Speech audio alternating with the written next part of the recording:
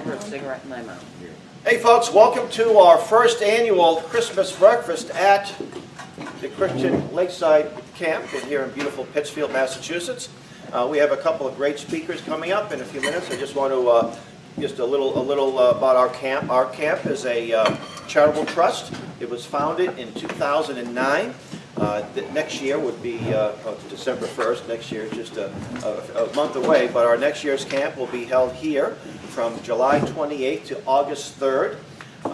And we already have some great speakers lined up. Of course, Reverend Kraft and Malena hopefully will be able to make it to camp. And Tom Moore on the guitar. We say huzzah! Huzzah! Yeah, that's right.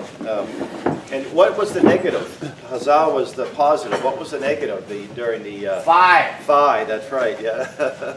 But we don't say too much negative at our camp. So, but in addition to our wonderful summer camp, we have lots of year-round activities. Last night we were in the home of Pastor William Levy of the Operation Nehemiah, not too far from us here. And we had a nice turnout. It was a beautiful time, and we got some people that lived in the area that are really interested in helping Camp Constitution. So that's why we like to create a base here. This would be our second year at this venue, and we love it here. John Mead, who's the camp director, does an incredible job. And if you want to learn more about us, visit our website, campconstitution.net. So our first speaker is Malena Chastian. She is the founder and director of Daughters of Liberty, and she also hosts a weekly online social media show, Live for Liberty. And please make sure you, if you're watching this, please make sure you get her contact information so you can get hooked up with what she has to offer. So at this point, let's give her a nice warm hand.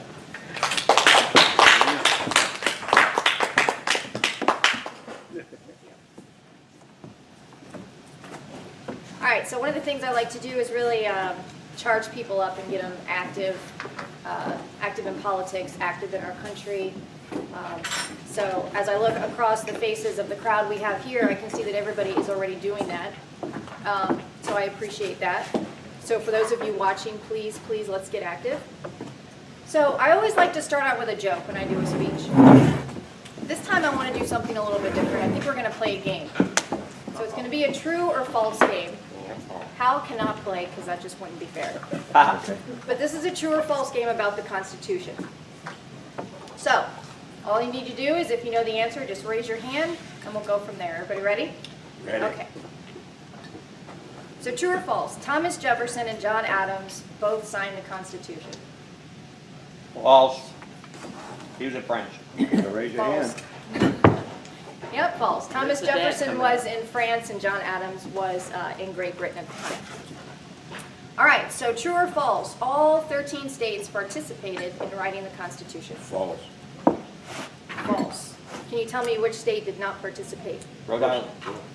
It was Rhode Island. So this tiny state of Rhode Island figured they were so small and the federal government were just going to run right over them. So they didn't show. So they never sent a delegate to Philadelphia. So Rhode Island even rejected the ratification of the Constitution in 1788, but later approved it in 1790. So Rhode Island still gives us a little bit of problems. Starts one way, keeps going. All right, so this one I see on social media all the time. True or false? The president can veto an amendment to the Constitution. False. It is false. So presidents cannot propose, ratify, or veto an amendment to the Constitution. They can't introduce one that they support, and they can also sign as a witness. That's about all they can do. Okay, this is one that brings a lot of debate on social media. I see it all the time. True or false? The Constitution ensures your right to vote.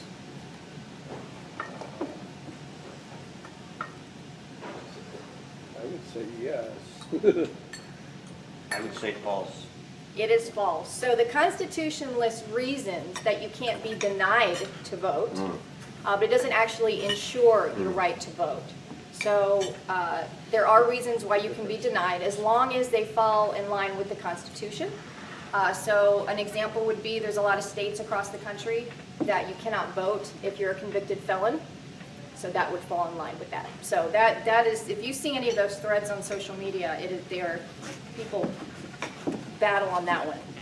All right, last one, true or false?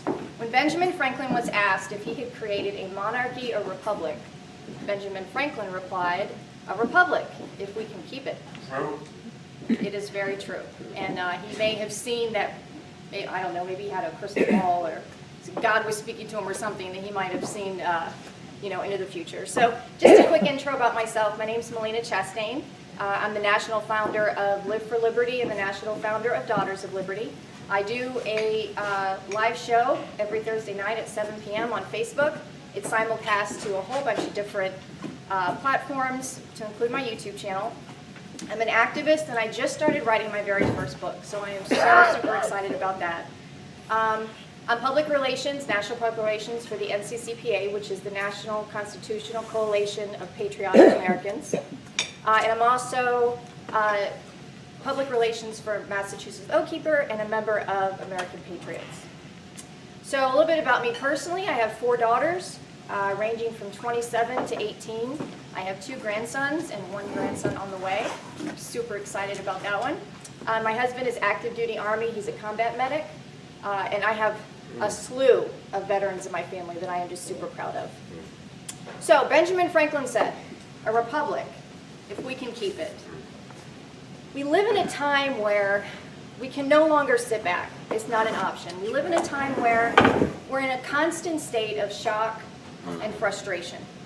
Between the attack on our liberties, what's going on at our borders, the voter fraud we're seeing, the constant attack on our president, the lack of integrity from our media, we're left feeling unsure where we are headed, not only as Americans, but as a country.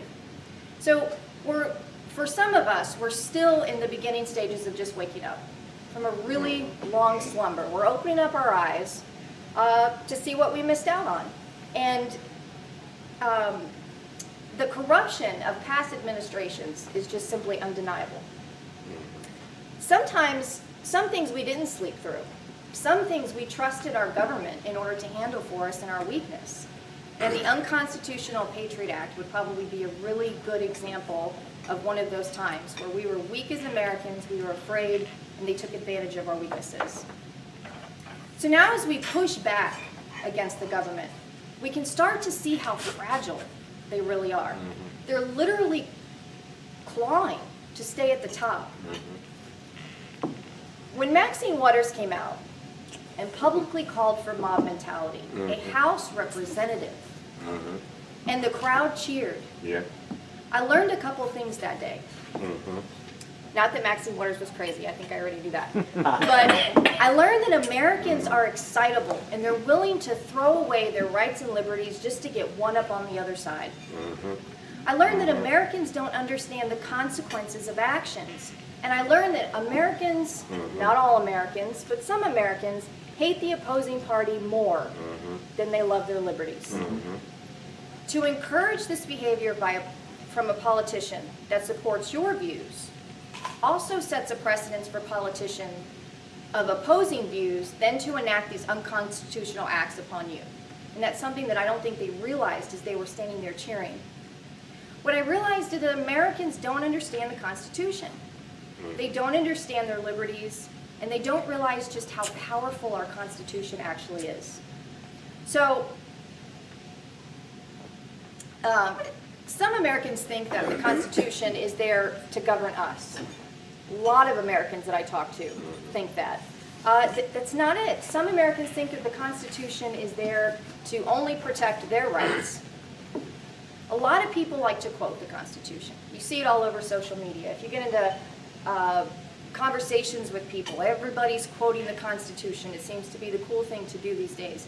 But people don't grasp what it actually means, because while they're quoting the Constitution, yelling for free speech, in the same breath and in the same sentence, they're trampling on somebody else's freedom of speech. The thing about our government, too, is that the government likes to keep us ignorant as far as what we should and shouldn't know. Because the government uses our ignorance as a springboard for their gross negligence of our liberties. The Constitution is a very valuable tool. Our founding fathers gave us to govern the government. It's not the other way around. And what we need to do as a people is to learn the Constitution, so we may govern the government. That is how we were set up.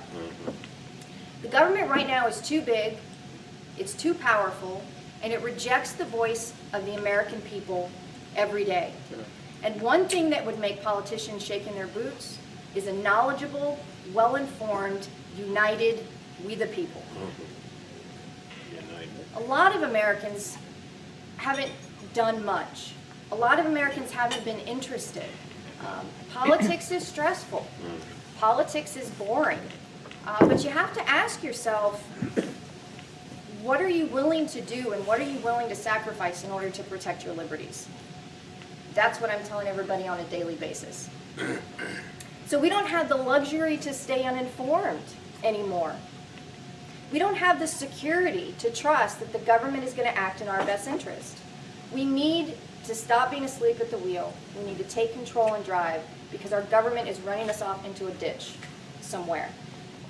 We have to love our country and freedoms and liberties more than we love anything else, except for God and our family. So whether on social media or out in the street, people like to fight to the death for President Trump, right? They get into squabbles. People make groups and pages all dedicated to supporting Trump. I support most of what President Trump does. He is my president. But the question is, what are we doing? What are we accomplishing by donating 100% of our time to President Trump? What are we learning if we live in an echo chamber? And besides trying to get him reelected in 2020, how are we educating ourselves on how to prepare for after Trump? And that is something that a lot of people don't think about.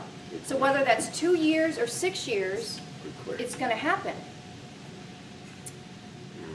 If we are no more knowledgeable in the future than we are today, what have we accomplished and what can we contribute to our free republic as we continue to lose our rights? I'm sure we can all multitask. I did have a joke in there, but everybody has finished eating. What I was going to say is I'm sure we can all multitask, but if you've been eating and you can't multitask, you probably haven't heard a word that I said. So manage and post about Trump. That's fine. Manage your groups. But cut out the bickering. Post about current events. Cut out this conspiracy. Cut out the fake news. And debate people on topics, but don't fight to the death over things. Then take all of that extra time that you have, that you're not donating to all of this negativity, and you learn the Constitution. You learn one amendment, one article at a time, slowly. You can join Camp Constitution. You can join Daughters of Liberty. We not only train our bodies, but we train our minds. You can join the NCCPA. They have state chapters in 50 states. Or you can study on your own. It's much more fun to study with a group of people, though. So, but however you choose to learn, you have to follow through all the way to the end. Just like we need our militia, we need informed Americans. And don't stop at the U.S. Constitution. Dial down and start studying your state constitution, because most of the time that's your first line of defense within your state. After you do that, start looking at local, smaller political offices in your county and city. You can get a lot accomplished if you start out small and work your way up. So we can fight back and save our republic, but you have to be equipped with tools in order to get that done, because right now we're running around blind. Go out and talk to people. It doesn't matter what political party they are. Go out and talk to people. Don't talk to them about what Nancy Pelosi said yesterday. Amen. Talk to them about important issues that our nation is facing. We're blind on both sides. Amen. We're blind if you are a Democrat, and we are blind if you are a Republican. Correct. Correct. And we're so blind that not only do uneducated people bring things to Congress, but as patriots, we're also accepting things that we shouldn't be accepting. There's a group out of Florida, and they're gaining signatures in mass proportion. This one really annoys me. It's a gun control initiative. It's Initiative 1803. And it's not only grossly unconstitutional, but it's one of the harshest gun control initiatives the United States of America has ever seen. They're gaining signatures to put on the ballot in 2020 to be an amendment to the Florida Constitution. And sadly, there are many Democratic states around the country that are starting to adopt that and talking about that spreading. So this initiative, 1803, would ban any gun with a magazine capable of holding over 7 rounds. Just let that sink in. Think about what you have at home, what you use. I would be left with a spork. Like that's where I'm at. 7 bullets. Any firearm considered a sniper rifle would be banned. If you hunt and you have a scope, it's banned. So it's not just the firearms, it's who can own firearms that's also under attack. You would be prohibited from owning a firearm if you were convicted of 3 or more misdemeanors in your entire lifespan. Think about when you were younger, maybe you got into some trouble, maybe you made some mistakes. 3 or more misdemeanors. Now here's the kicker. If you have been subject to 2 or more domestic violence calls and or investigations, you would lose your right to own a firearm. We're not talking about convictions, we're not talking about due process, we're talking about calls. Your girlfriend, your ex-wife, your sister-in-law, your neighbor down the road could call and accuse you of domestic abuse 2 times and you would lose your firearms. If you have ever made a threat of violence against anyone, I don't go around making threats of violence against anyone, but sometimes things just come out. And if somebody took that seriously and they reported you, your firearms are done. So we're probably sitting here going, how is this even possible? That somebody can write an initiative that is so unconstitutional that it's almost unfathomable. There's a lot of reasons. For me, it's the red flag laws. I preach about these red flag laws constantly. They're now in 27 states across the country. And there's a senator who is actually proposing to have a federal red flag law across the United States that is probably going to be voted on next session. Very, very dangerous. The red flag laws allow government to violate your Second Amendment right. It allows government to violate your Fourth Amendment right, which protects you from unreasonable search and seizures. It violates your Fifth and 14th Amendment right.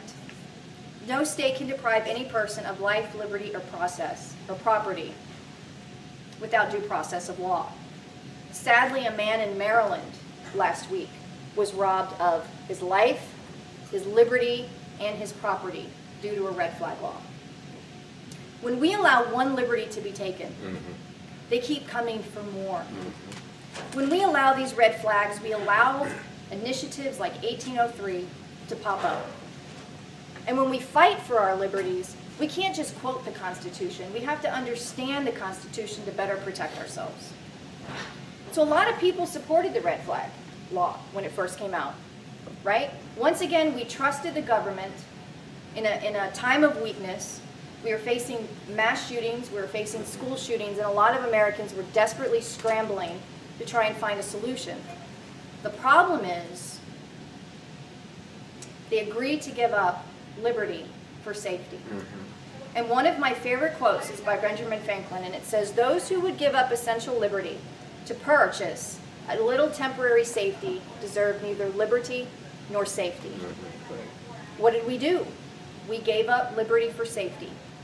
Since the red flag laws have been enacted in 27 states, we have not seen mass shootings end. In fact, they've gotten worse.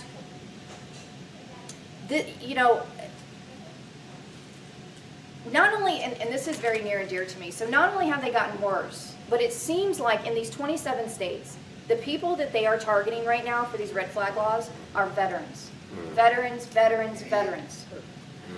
These veterans stood up. These veterans went to war. And these veterans fought for our security, for our country, and for our Constitution. And why the government, I probably know why the government is targeting veterans. We won't get into that today. I just think it's shameful that our veterans are losing their firearms and they're not getting them back. In Florida, out of all of the people that had their firearms removed, no one has gotten their firearms back. It's an unconstitutional law. It's without due process. This is the kind of situation we get into when people don't feel empowered. When we the people feel lost, and we the people don't know where to turn to fix our country. Our founding fathers gave us all the answers. They did all the work. They laid out all the foundation. All we have to do is read it, learn it, and apply it. Let me ask you a question. If you walked into work on Monday and told your employer, let's just say his name is Bob, I'm now setting my own salary. I will tell you when I get a raise and by how much. I will dictate my benefits to you, and you will have to pay for them. I will set my own schedule, and you cannot come down on me for how proficient I am. If I get nothing done in months, there's nothing you can do about it. I will take multiple very long blocks of time off, whether or not I get anything done. I will stop representing the best interest of this company and only represent my own personal interest. I will not follow company SOP. I will violate the rules to include any code of conduct. I will make my own procedures, then add them to the SOP, but they will only benefit me. I refuse to work with other employees and refuse to create a cohesive and productive work environment. I'll allow the competition to cross over into our building, steal our clients, utilize our services, and take everything that we own, all free of charge. Because you're a doormat, Bob, and I know there's nothing you can do about it. How far do you think you would get with Bob? Not very far. Not very far. What would you do if you were Bob and your employee came in and told you that? So then I ask you, with our government, with our elected officials, with our public servants, why do we the people allow them to treat us exactly like that scenario? It's exactly what they do. They set their own salaries, they figure out what their benefits are, they set their own pay raises. I think New York just decided after the election they were just going to give a pay raise to everybody. It's not how it's supposed to work. We do this because we, the people, feel empowered. We do it because we don't feel empowered. Scratch that. We do. Yeah, well, we do. We do it because we don't understand our rights and liberties. We do it because as a nation we are divided. And we do it because we wallow in the mud. We wallow in the mud with all of them instead of rising above and setting the stage. Everybody loves a juicy scandal. We share it, we post it, we talk about it. Where's the positive stuff that we're sharing? If we shared positive things as often as we shared negative things, we'd be sitting in a different position. We do it because we kind of look at politicians more like reality TV stars than we do elected officials. And our less than credible media has turned Democrats into rock stars and the other side into B-list actors. It's very, very sad. So what do? How do we fix it? How do we take our power back? And here's where I turn the mic over to you guys and you tell me, because I have no idea. I'm just kidding. Okay. We get educated. We stand strong. We empower ourselves. Don't forget others. We empower ourselves and others. We attempt to effectively communicate, and we build a strong community. When your community is strong, you branch out to other communities, form bonds with them to create a larger community and keep building outward. We say no. No when our rights are in jeopardy in our state. Not after they're already violated. We say no before they're violated. Then we get loud. We write petitions. We do rallies. We write letters. We do phone calls. We visit our elected officials. We partner with groups and organizations and others, and now you're a much stronger community. You can make flyers. I do this all the time. You can make flyers. You can make pamphlets. Go into gun stores, ranges, ask them if you can put stuff on their counter, because you can't reach everybody on social media. You have to branch out away. You create a coalition. You energize and encourage others. You pull yourself out of the mud and start moving in a positive forward direction. I can tell you from experience, once you get going, you don't stop. Before you know it, your community is turned into a city. You have people on board as energized as you, and they start working in their communities and cities. And maybe, just maybe, you can reach your entire state. You can't do it alone. You can't do it alone. We the people is not just one person. You have to branch out into your communities. Then you reach out to people in other states, tell them of your successes, and encourage them to do the same, and then join your states. Don't only take on issues that affect you personally. I am guilty of that myself. I get fired up about things because it's something that I believe in and I forget about everything else. It's we the people, not you the person. Even cross over and maybe help a liberal with their issues. Like it or not, liberals have rights too. And as long as what they are trying to do does not violate our rights and liberties and Constitution, there's no reason why we can't cross over the aisle and set an example. Then when you're all strong and empowered and knowledgeable, you start holding your elected officials accountable in mass proportions with your brand new coalition and community. It's the only way to do it.